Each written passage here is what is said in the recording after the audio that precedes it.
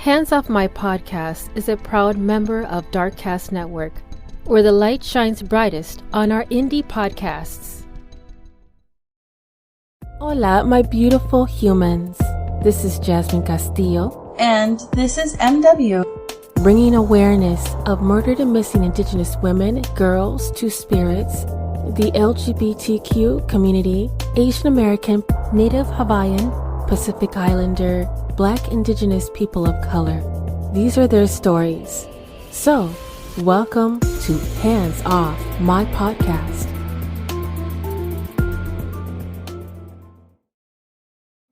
This episode will be using adult language and discusses sensitive and potentially triggering topics including violence, abuse, and murder. This episode may not be appropriate for younger audiences. All parties are innocent until proven guilty in a court of law. Some names have been changed or omitted per their request or for safety purposes. Listener discretion is advised. Kelly Marie Vazquez is missing, and she is identified as an endangered missing person. I had the honor of speaking with Debbie Courville, Kelly's mother, and I have struggled with this story because there was other podcasters that I was going to collaborate this story based on Debbie's request. Unfortunately, that had fell through, and I cannot hold on any longer in regards to this interview because there is so much information in dire need to get out to the public. Yet, as I get into more of our conversation with Debbie, she has strongly identified that they come from a close, loving family. Even her friends who knew her did not believe for a second that she could have just abandoned those that loved her and simply walk away. There is a lot of information out there that has been posted on the Charlie Project and any additional blogs as well as YouTube videos. But I had the privilege of speaking with Debbie directly on what had happened to her daughter and the things that led up to her disappearance. This is Kelly Marie Vazquez's story.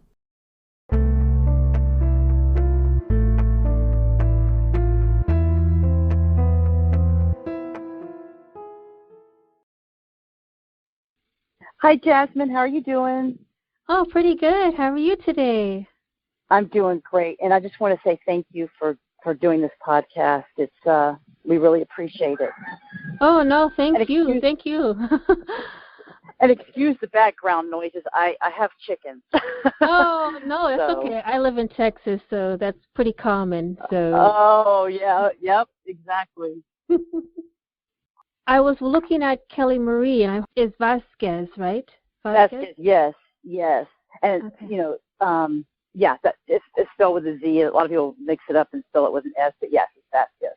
Okay. I looked through the Charlie Project, and they have her identified as Caucasian. She gets that, her last name, of course, from her father.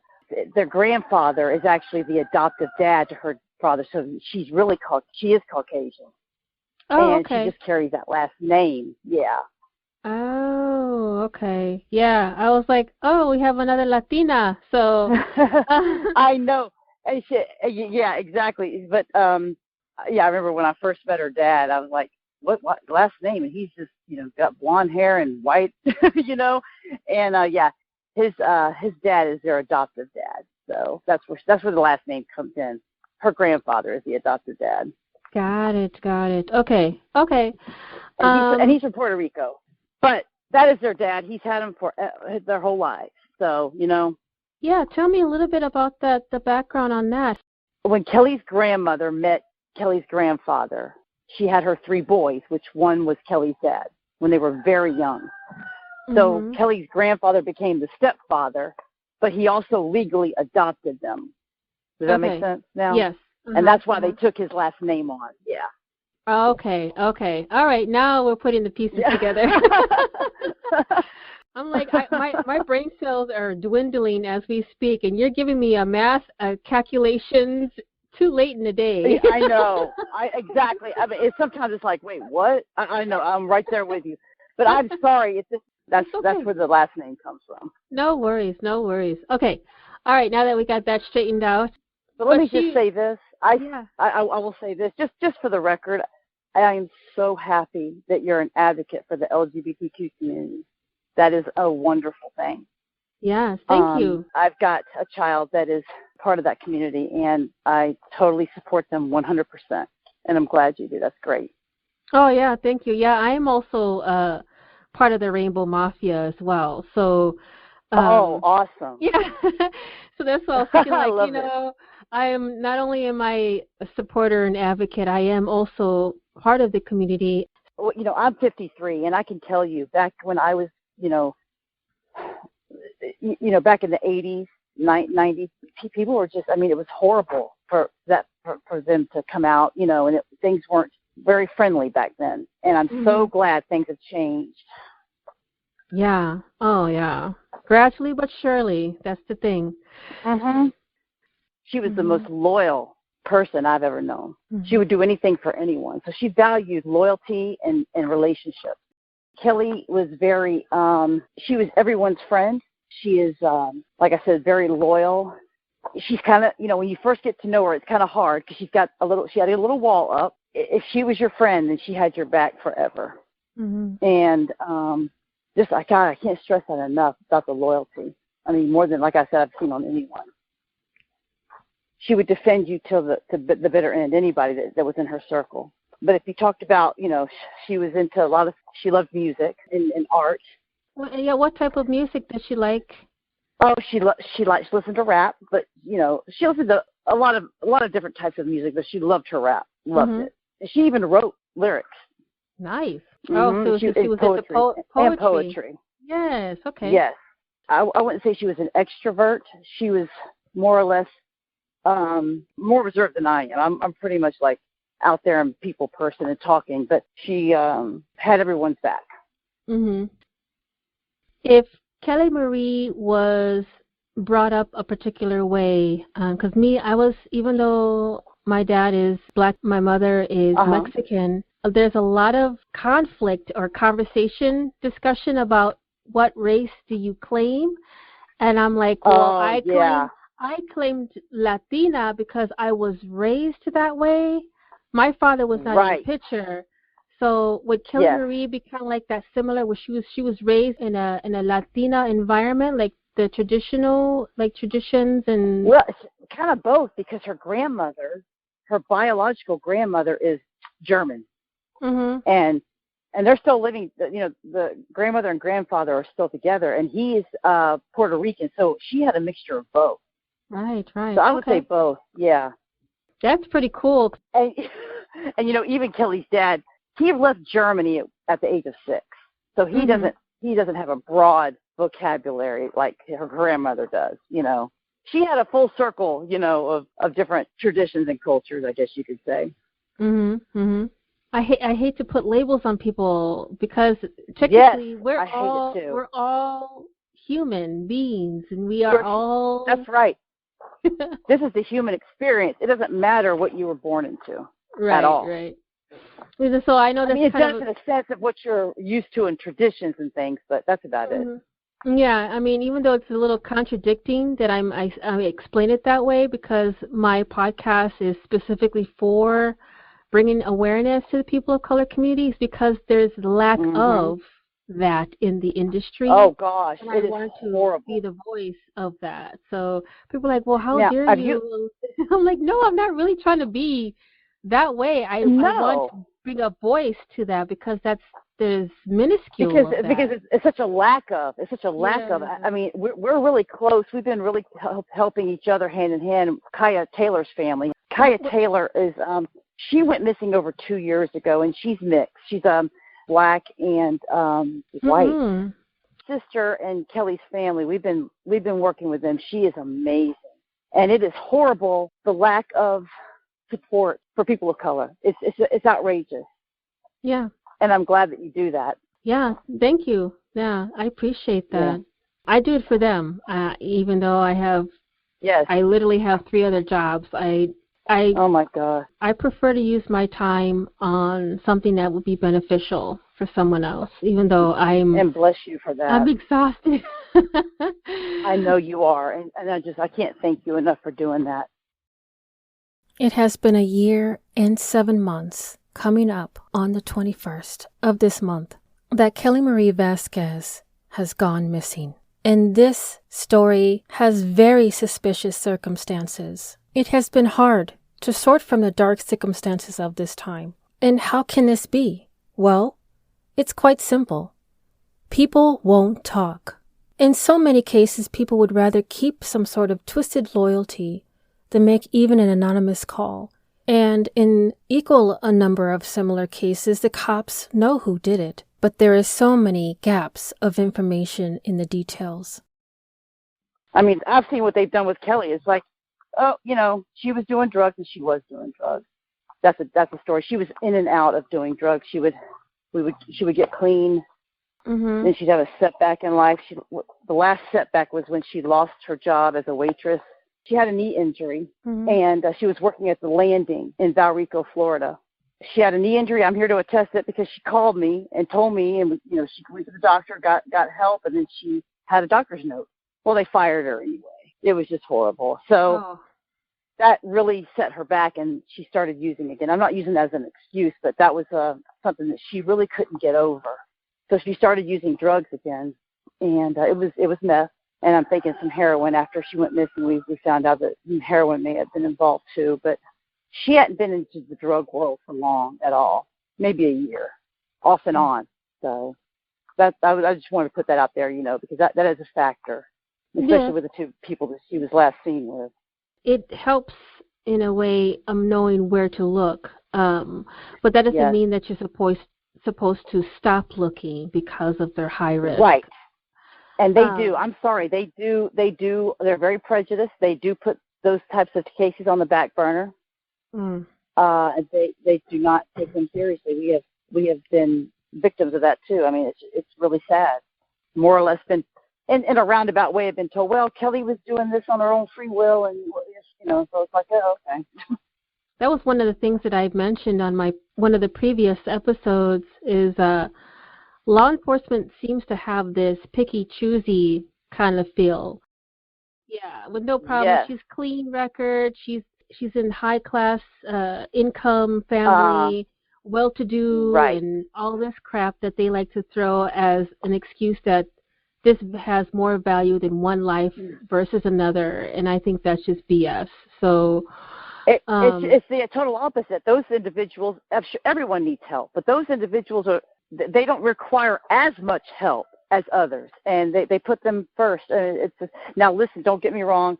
I think Gabby Petito going missing and the coverage that she got did help bring awareness to missing people, but like you said, it was BS.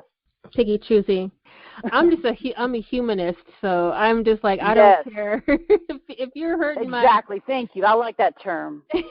Humanist. I just like, I am all well-rounded. You messing with my brother, sister, cousin, uncle, elder, I'm going to whoop some.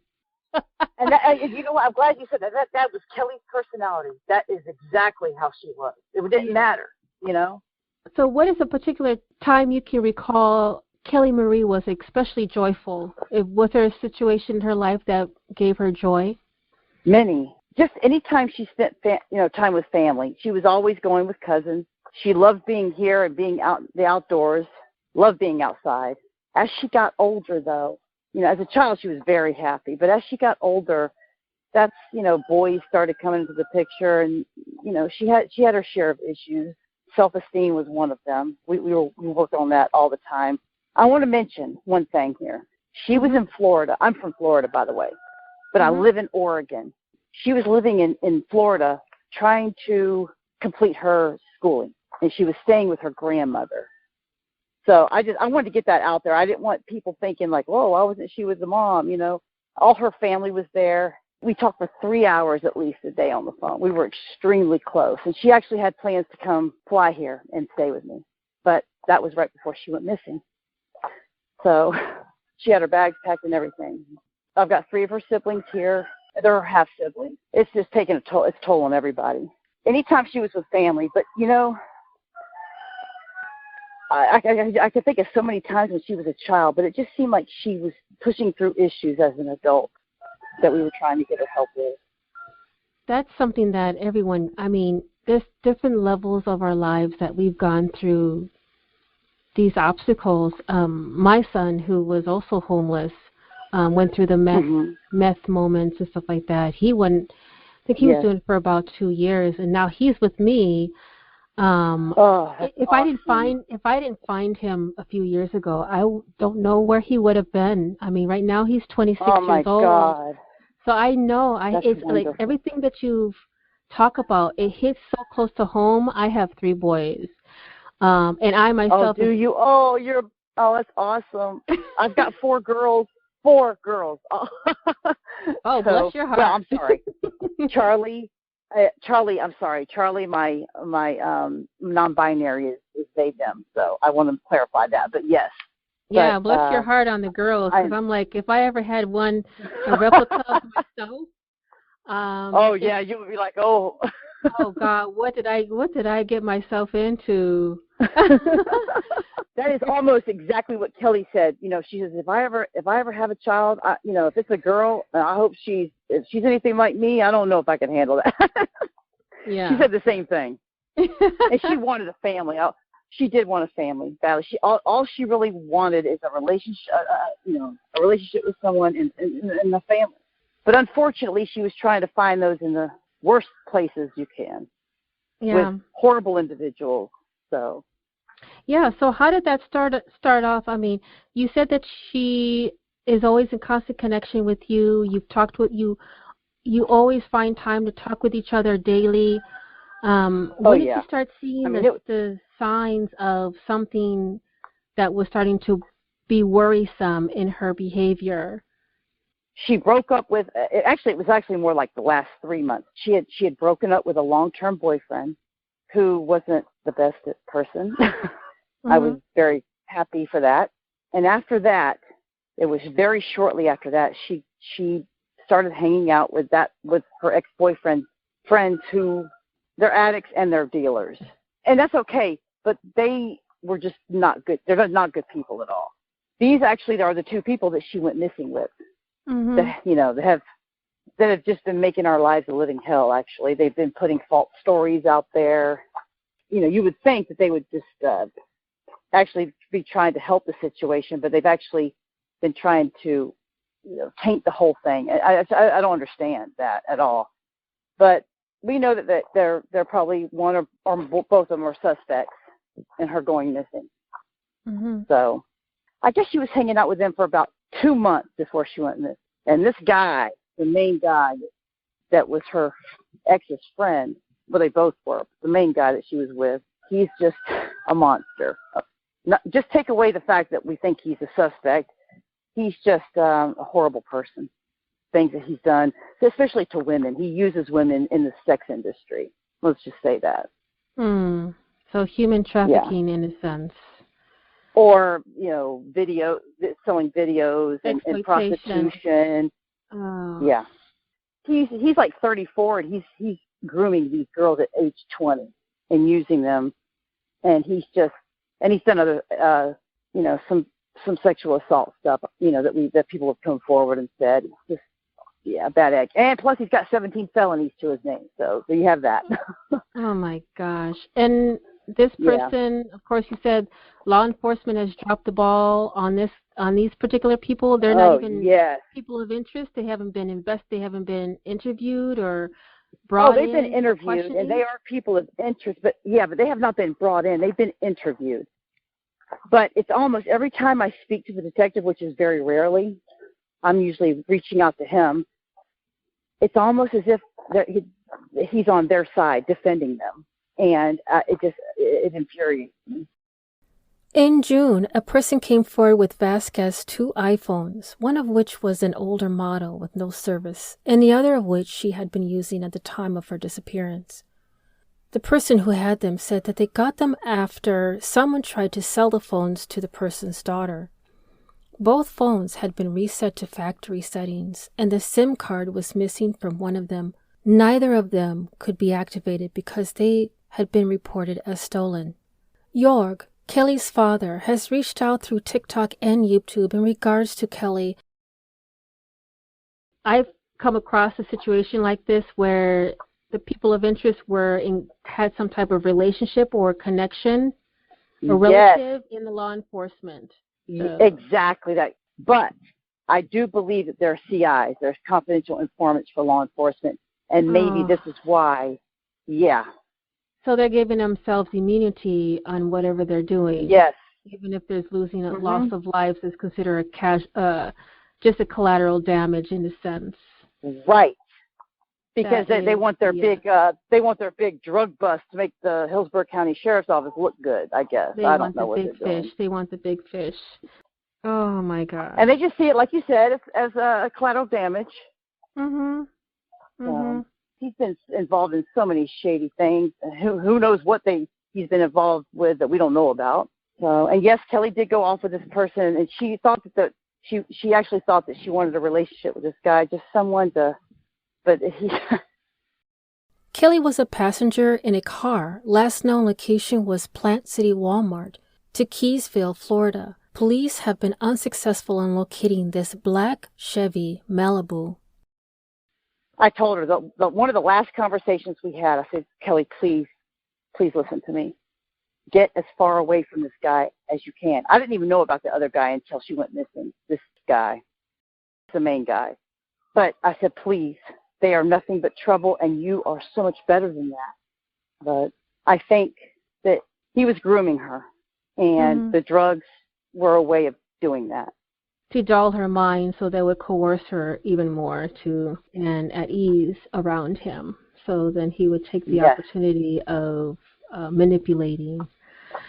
This sucks big time. I am so sorry that she was swallowed up with the same narcissistic tactics that people do. I can see those red flags like right off the bat when you said, "Oh my gosh, no." So you know. Oh gosh, yes. And it's so funny. I'm like, oh my God, this guy's a full blown narcissist. That's the first thing I said when I researched and found out who he was. I mean, we're talking about a woman beater, just horrible. But go ahead. Oh my gosh. So I'm looking at the details of a disappearance on the Charlie Project. It identifies that last seen at Valrico, Florida. Yes, she lived in Valrico, but the last time that she's been caught on surveillance camera on the 23rd, which is a Sunday, May 23rd, 2021, at the Plant City Walmart at around 2 p.m. They've got Kelly on camera. And I personally, I think that it was shortly after that something happened to her. We've heard all these stories that she went to Keysville and hung out there and, did this and that. I don't know if I'm not buying it. I don't think she ever made it to Keysville. I don't know. That's just me. So, because the text messages that came after that to her friend and myself and other family members were not her. Totally not her. The person that texts doesn't sound like the person that texts. And you're so used to knowing how Kelly texts. And she does like particular like emojis, or she uses a particular dialect or lingo. And then when you receive a text from like a random text the following day that she was possibly identified as disappearing or last seen, and it's like cut and dry, like I'm here or I'm not coming back. Yes. Or some crazy stuff that she would never say. Exactly. And the thing was, she was actually FaceTiming and texting her friend while at the Walmart parking lot, and as soon as they left, so that's how I know she was in the car with this other guy. She was texting her friend, sent her last text, and this was like they left Walmart about 2:20 p.m. She was texting me and sent her a text, and Kelly read it at 3:30 and never responded. Kelly has never done that before in her life to anybody. And then at 9 o'clock finally said, "Hey girl, what's up?" She doesn't talk like that. So that's why I think something happened shortly after the Walmart visit. But you know what? Keysville it's a beautiful community, but you got this one side of it that's all drugs. And so he was like the king of Keysville. He even said he was the king of Keysville. And he paid he could just give people dope to tell their side of the story and put monkey wrenches in the timeline. Does that make sense? To get us all confused. So yeah, I think that's what happened. Now, could you pinpoint exactly, because you did say that you're from Florida as well. Are you familiar in the demographics of this area? And if you could pinpoint, like on a map, exactly where there could be a possibility of needing to search for? Keysville's been exhausted as far as searching. Now, there are places that we cannot get into because it's very dense. It's like farmland, but around the river, the Alafaya River. There are certain places you really can't get into unless you have equipment to do that. You know what I think? I could pinpoint all these places, but I think that something happened to Kelly in the car on the way when they left Walmart is what I think. Mm-hmm. So who knows what they did with her. I'm just thinking, like, if she was under the influence of these two guys, she was FaceTiming her friend, she might have had an overdose at the time of talking to her friend. Yes. The car has not been found yet. And you know what? His whole life he's worked for chop shop and tires and auto body. So he knows a lot of people that could have made that car disappear. Oh my God. He's gotten people to say that they saw her in Keysville, that she actually stayed at their house. I think that's all BS. I don't think she ever made it there. So now I need to get to the bottom of this. This gets me so frustrated. Like, if I was to, like, hypothetically, if I was to leave this earth by someone else's hands, I would love to have the same type of urgency and dedication. Us should come together as a family and make shit happen. Because if the law enforcement is, like, in what they're supposed to be doing, we got to step it up then. On the upside, Debbie, I am with the True Crime crowdfunding, which is like they do their own investigations, digital investigations. They compile all the information that they have, and then they forward all that digital case information to the law enforcement saying, here's proof, we did the job for you, and do your job. Because it's all literally painted in black and white right in front of you because we did your job for you. So all you have to do is press some buttons and get the handcuffs. You know what I mean?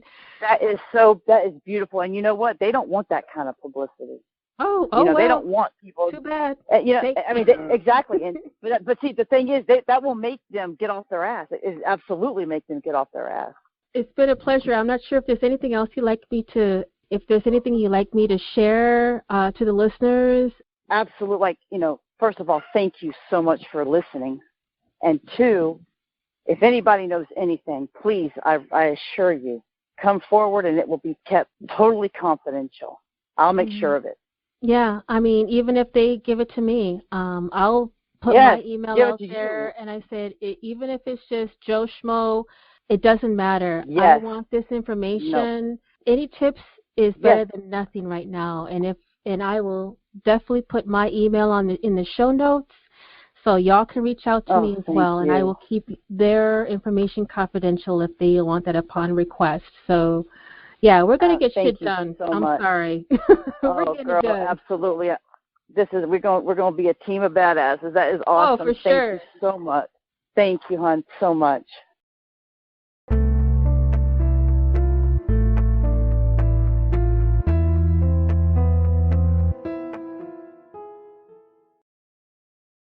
Kelly Marie Vazquez was 21 years old when she went missing on May 24, 2021, in Valrico, Florida. She is 5 feet 5 inches, weighs 115 pounds. Blue eyes and possibly tinted purple with red tint hair. Last seen wearing gray shorts with black stripes on the side, white tennis shoes, which were recovered. A black t-shirt with a blue jacket over top. She does have a tattoo on both thighs, a rose and a dream catcher, a spider on her hand, a red $sign symbol on her finger, and the name Chris K on her wrist. Knowing that this will be the last episode for 2022, this would be a great time to come clean with any information about the disappearance of Kelly Marie Vazquez. Start a new year with a clean conscience. Please contact Hillsborough County Sheriff's Office at 813-247-8000, case number 21-354759, or I do have an anonymous tip link through my link tree. I will place that in the show notes.